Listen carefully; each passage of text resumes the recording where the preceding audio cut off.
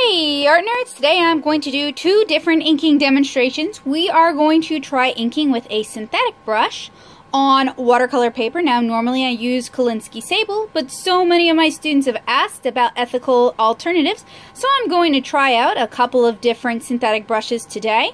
And we are also going to ink with a nib, probably a G-nib since that's my favorite, on plate Bristol. So if this sounds good to you, you're just going to have to keep watching. So it's a little bit hard for my camera to pick up, but I have printed non-photo blue lines onto these two pieces of paper. And if you're interested in learning how that magic works, I've got a tutorial for you. You can check that out right here. But since they are so hard to see, both for me and for my camera, the first thing I'm going to do is I am going to lightly pencil these two sketches with HB lead. Although repenciling your blue lines is an additional step, it can help because it gives you an opportunity to make corrections, to change the line art, or to update it.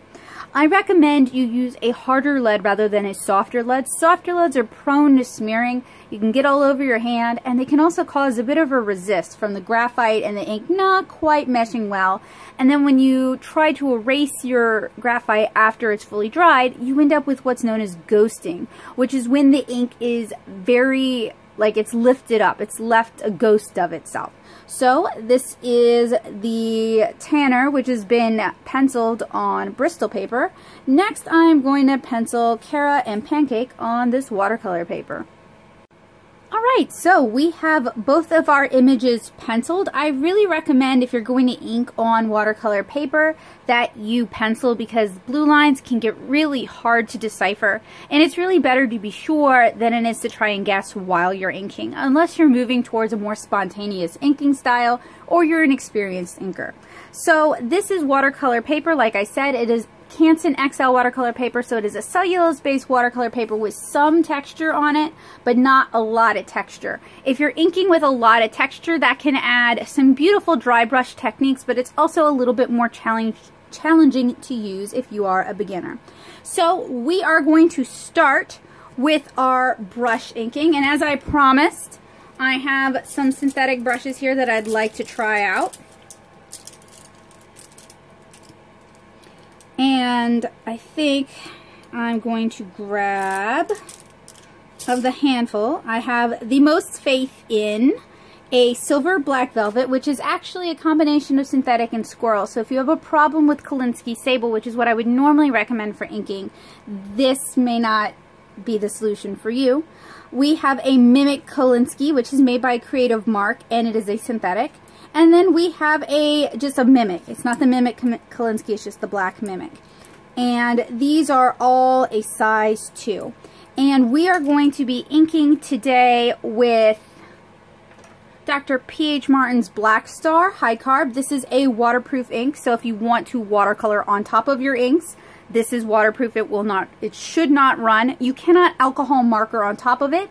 And the reason for that is alcohol markers, alcohol solvents, will dissolve India Ink's shellac.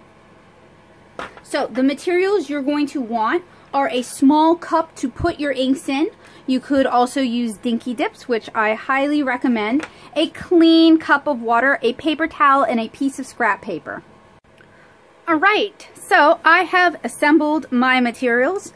In general, I'm going to be inking this piece in time-lapse and quiet because when I'm inking, I like to kind of control how I pull my lines with how I breathe, and talking disrupts that.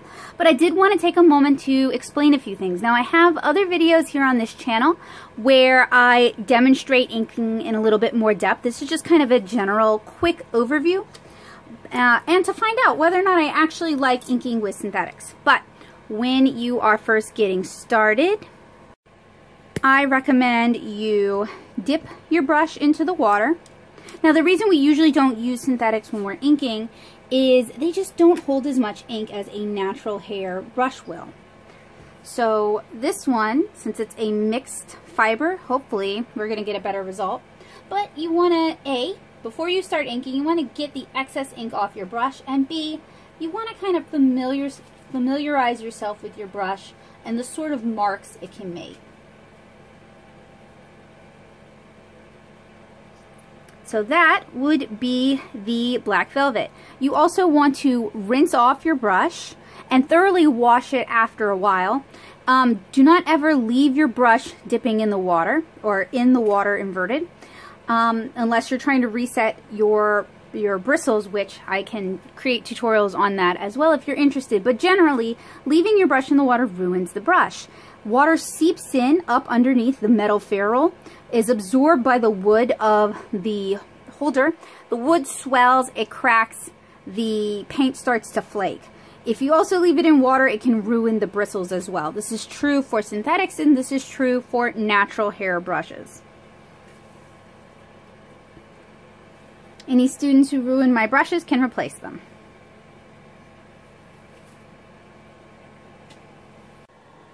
Alright, so now that I've given you a brief overview, I'm going to begin inking.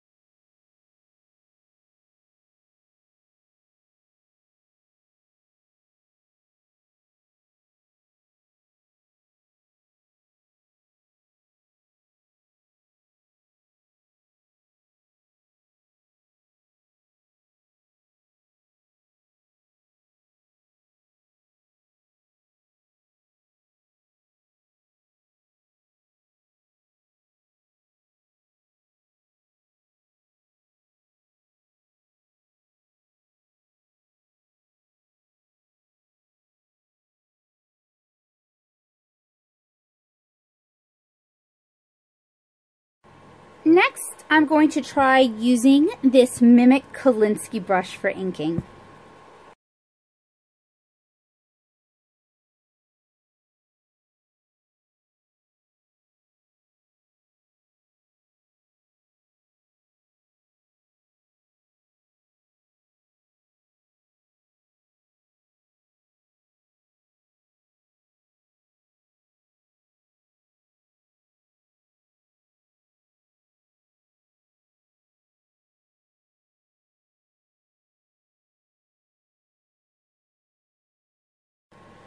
Finally, I'm going to give the regular black Mimic a try.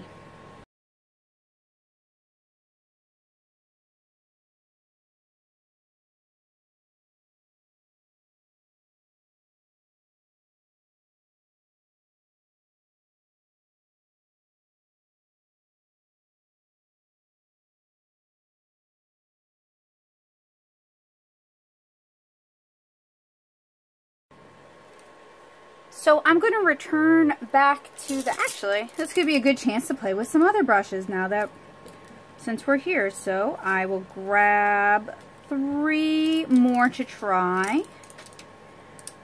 We have a Escoda Prado.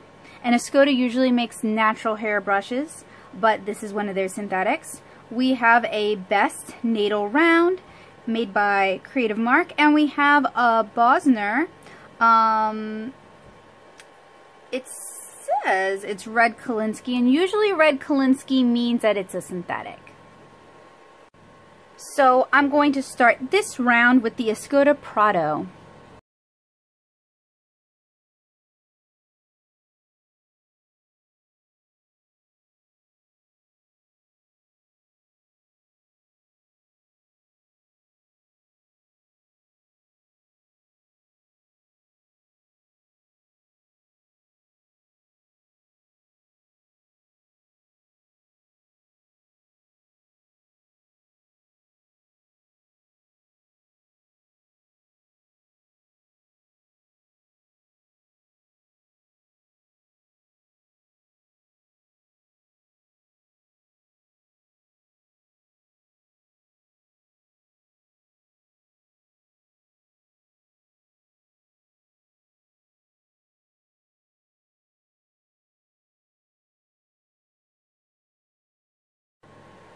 Next, I'm going to try the Bosna Red Kolinsky.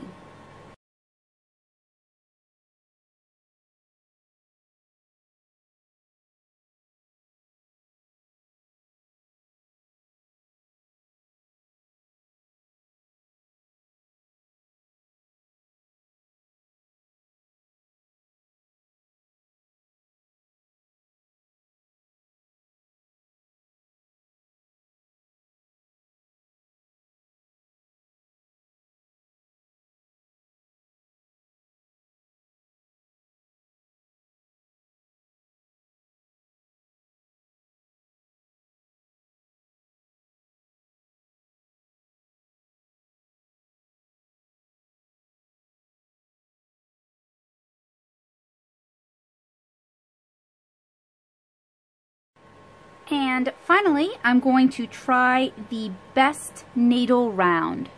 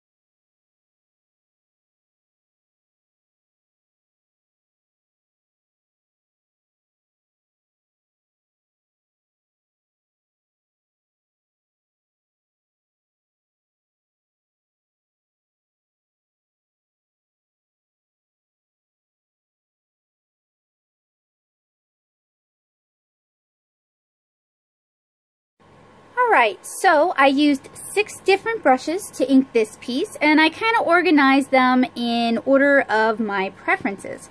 My favorite for this was the Swan Black Velvet, but it's a lot like trying to ink with a squirrel hair brush. You need a lot of control, and given how small all of these number 2 brushes are, you may not have the manual dexterity to do it. I was having some difficulty myself.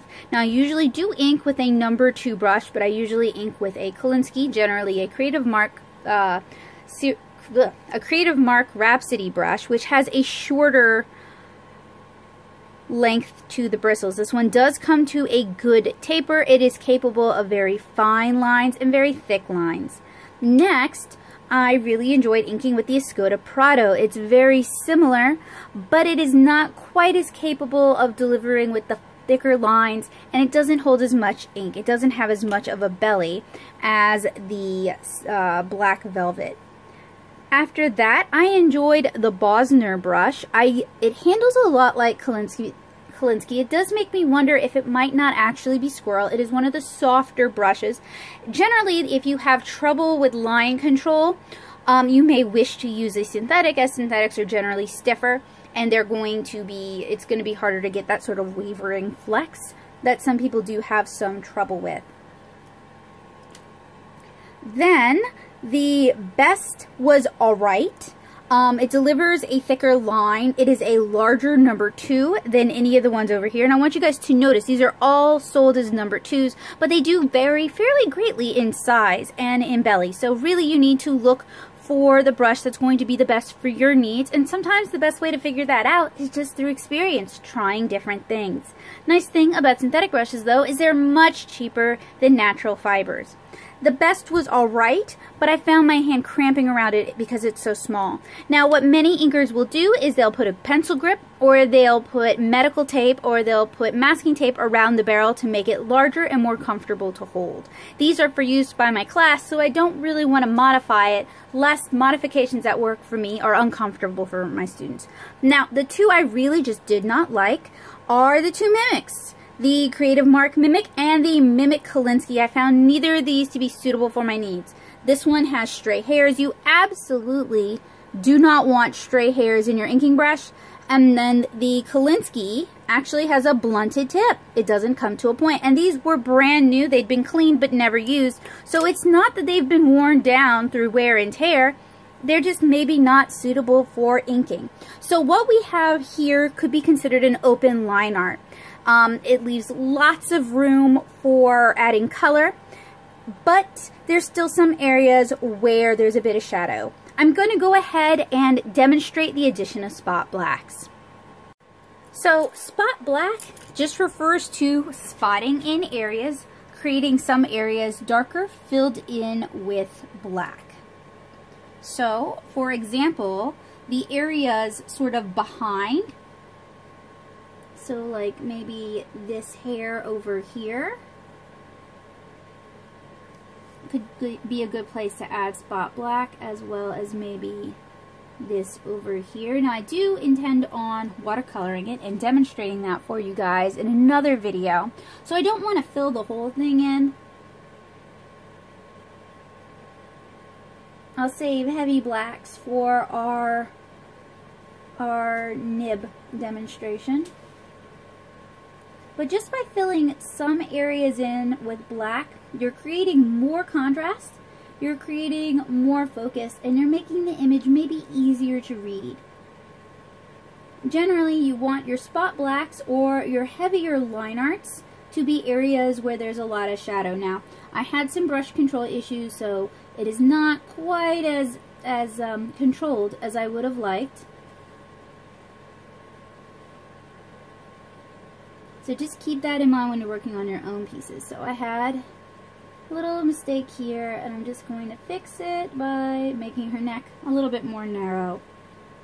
Generally, when it comes to inking, I recommend saving your whiteout, saving your white corrections till after you've even watercolored or markered your piece, whatever color you're going to add.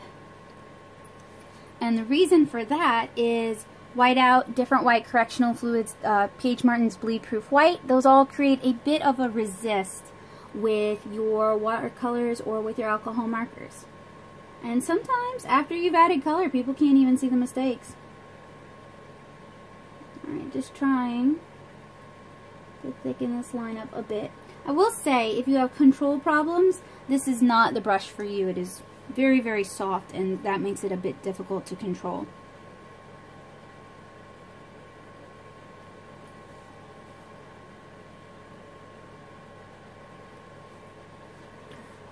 Alright, so I think that is going to be it for our brush inking demonstration.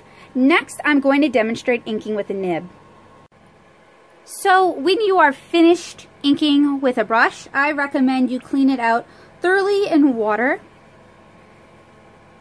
Dab out the excess water. Clean it out under running water, which is what I'm going to do once I finish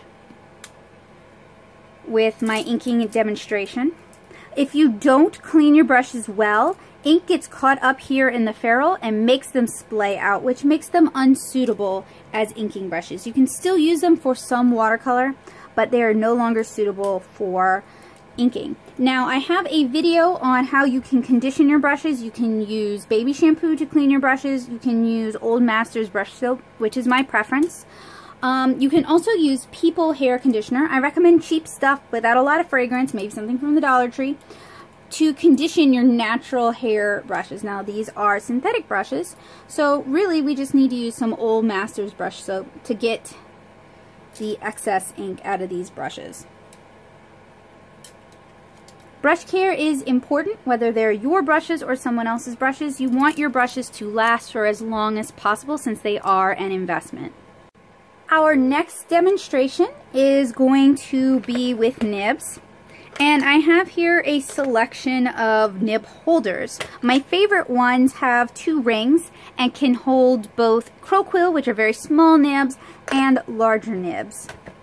My absolute favorite is the Tachikawa nib holder, and that's what I'm going to be using this evening. Now I'm using a G nib, and if you're interested in learning more about nibs, you can definitely find that information here on this channel because I've done a bunch of nib reviews. So you're going to need a cup of water, you're going to need a scrap piece of paper, you're going to need the piece that you are inking, and you are probably going to want to use dinky dips or another very small container.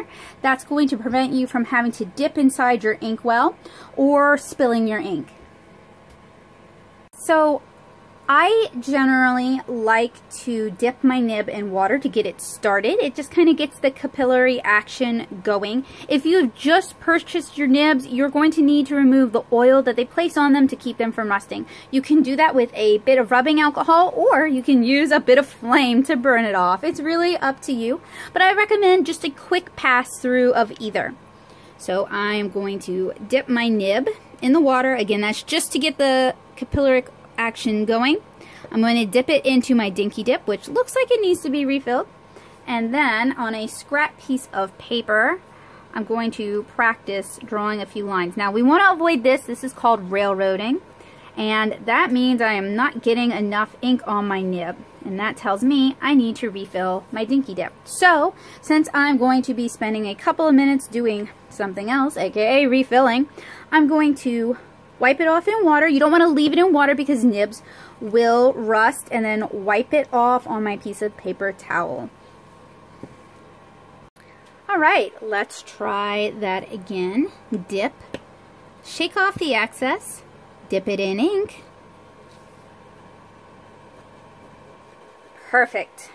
And we are still using P.H. Martin's High Carb Black Star. So I am going to start inking this in time lapse.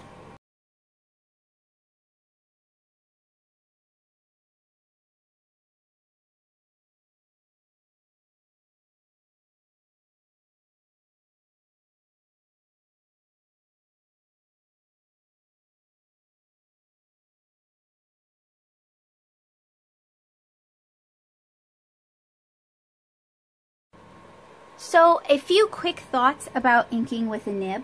One, when you're inking with a nib, you're putting down a lot more ink than when you're inking with a brush. You're basically depositing the ink onto your paper rather than painting the ink onto your paper. So it's going to take a lot longer to dry, and you need to be patient with it. Two, most nibs are only designed to go one way. They are designed for you to pull down like so. Three, with nibs like a G nib, which has a lot of spring, you see how it has fins cut into it, that's spring. That's going to allow you to get much larger line weights. There's such a thing as a caged G nib. That is when someone has welded a spring onto the back.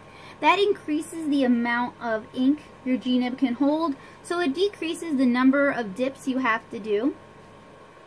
This is not a caged G nib, and those do tend to be a little bit expensive and harder to find. I am using a Tachikawa G nib, and they are my favorites. So the thing about inking with a nib is you want to do slow and steady. Don't worry about inking fast. If you're just starting out with inking, you're probably not ready to be inking fast. Inking fast is more likely to drag your hand across the image while it's still wet, or to make mistakes. Another thing is because we are working with a sharp implement, and we're working with water, it makes your paper more prone to tearing. So you want to take care not to overwork an area. Allow it to dry before going back in. This can be particularly true with doing hash marks. I would recommend you do your hash marks going in one direction, allow it to dry, and then come back and do the other direction.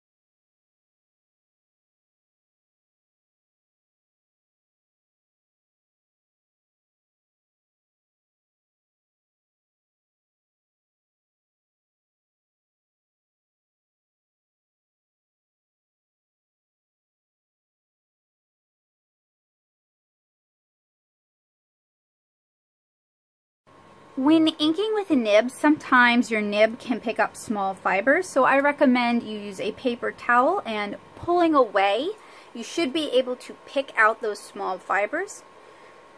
Give it a rinse and dry it off. Now you guys see, his chin is not looking so good. Rather than messing with that right now, I'm going to allow this to fully dry and then do my corrections once this is dried.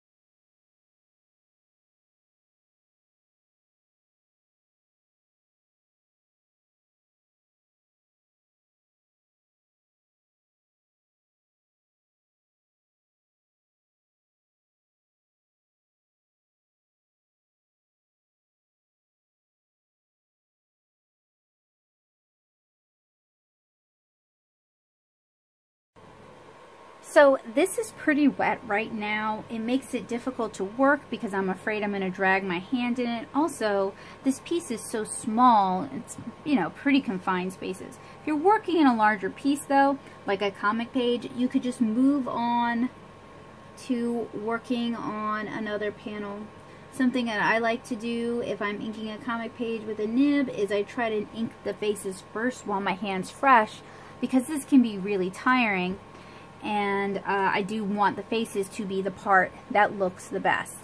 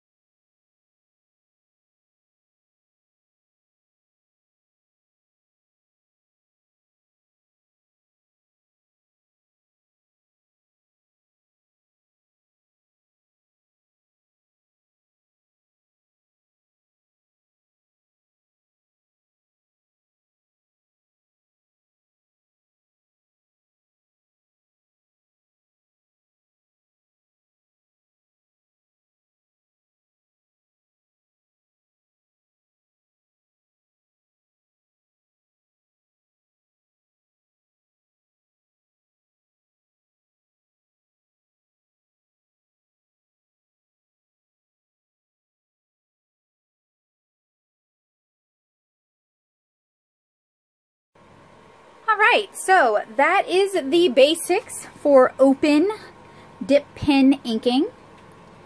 And when I say open, I mean the line work is open. There's plenty of room for color. I'm going to give this a chance to dry, and then we're going to talk about doing heavier spot blacks on this piece. Okay, so this has had a bit of a chance to dry. It looks like there are no wet spots anymore. So now we can move on to phase number 2. And since we're doing spot blacks, I really recommend you don't do your spot blacks with your nib. It's going to scratch up your paper. It's going to tear up your paper. I recommend you grab a brush. It doesn't even have to be a fancy brush. We'll grab my maybe not my least favorite. We'll grab, what are you? The Mimic, okay.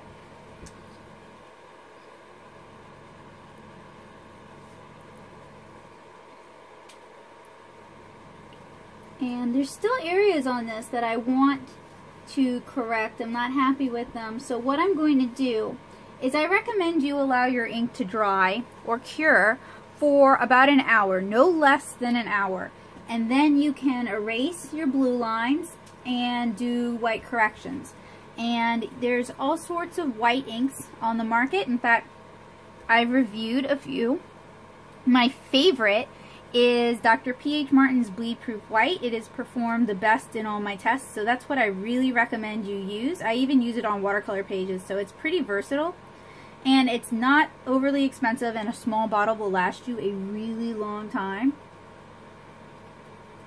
But you can also use white gouache, which is an opaque watercolor. So I'm going to start doing kind of heavier line art on this.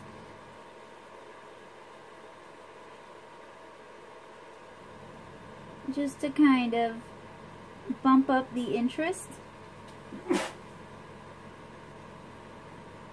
And I'm going to do that where there's overlap. Now the reason I didn't do that with my nib too much is it's going to start tearing up the paper, and I really wanted to avoid doing that. If you were going to, let's say you were using an alcohol-proof ink like Kaime Sol K, you really want to avoid tearing up your paper surface, because then it's not going to take your alcohol marker as well.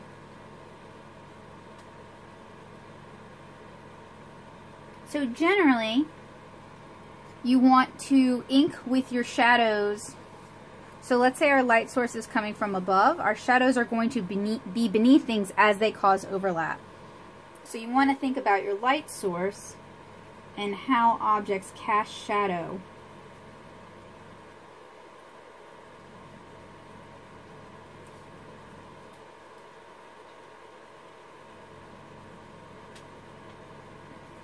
And this is a great opportunity to look at how some of your favorite artists ink and to try emulating what they do. Analyze how they ink and try to introduce that to your own work as you're finding your own artistic voice.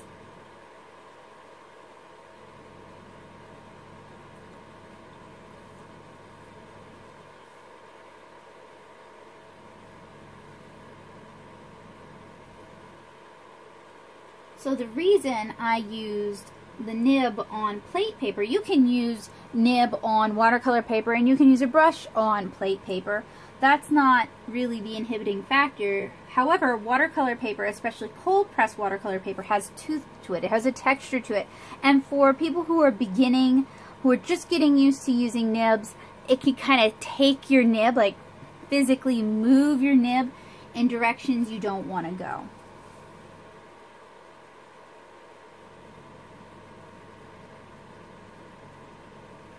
Whereas plate Bristol has a very smooth finish. It's less likely to just hijack your line weight.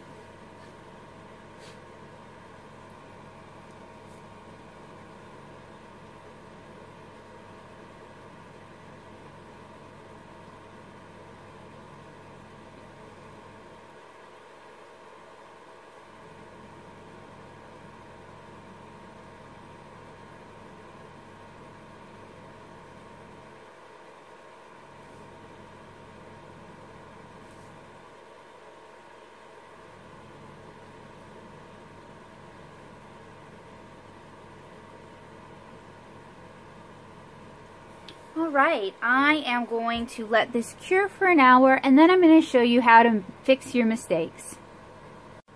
So it's been about an hour. We're going to go ahead and erase our pencils. When you are erasing pencils from any sort of inked illustration, I recommend you use a softer eraser, a white vinyl eraser. Creative Mark makes the white stroke eraser, which would be great for this. I'm using a Moo eraser. I also have on hand a drafting brush. Now, I'm not going to erase on camera because it's going to make my whole table shake and y'all might get nauseous. So you're just going to have to take my word for it that I'm going to erase it. Now, because we allowed it to cure and we're using a very soft eraser, we're not getting too much lifting up or ghosting. Also, Black Star High Carb is meant to be a very dark, saturated black ink with a matte, dry finish. So it's perfect for scanning art.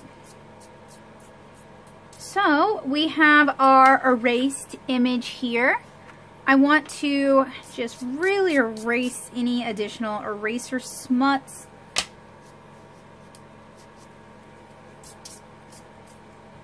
And what I normally do is I get all up close and personal with my illustration and look for remaining graphite areas. But this is actually looking pretty clean. I'm going to clean off my work area now. And I have my recommended Dr. P.H. Martin's Bleed Proof White.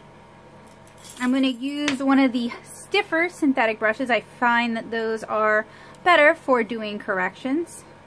And I'm using a brush. And I really recommend you use a brush. Yes, you can use a gel pen, like a white Signo gel pen for corrections. But when it comes to correcting nib, often nib leaves kind of a buildup. And you want something that's going to glide over that. Ah, it globbed on. That's okay. Using a little bit of paper towel, we're just going to soak up the excess water. We're not even truly blotting it. We're just soaking up the excess water. And we're going to try again.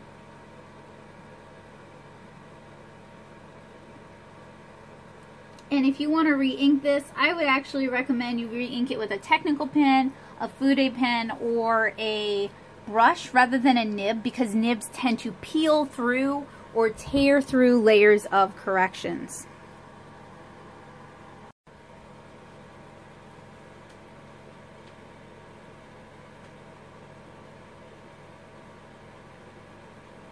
Now, perhaps your line work got a little bit wobbly. It's not as tight as you would like. Going over and correcting, just like we're doing here, is a good way to kind of fix that. So over here, I messed up his arm. That's a very easy fix, but one you want to wait to do until you've erased your graphite. This arm over here, I kind of had some control issues, so I'm just going to clean up my line work, tighten it up just a little bit.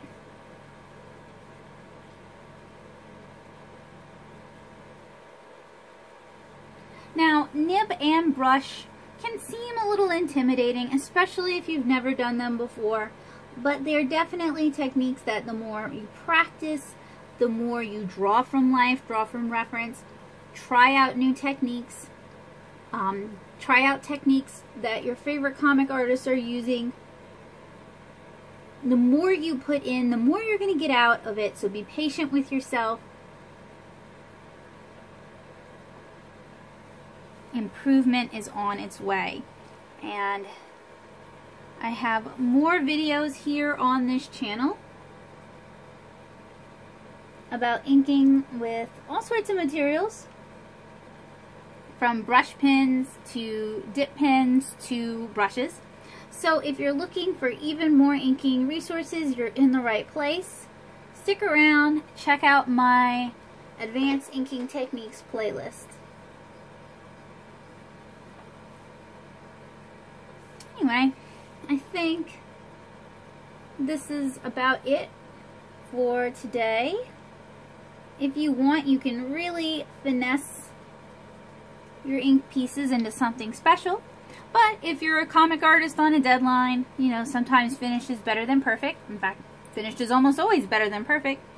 So there comes a point where you're just going to have to say it's good enough and be ready to move on.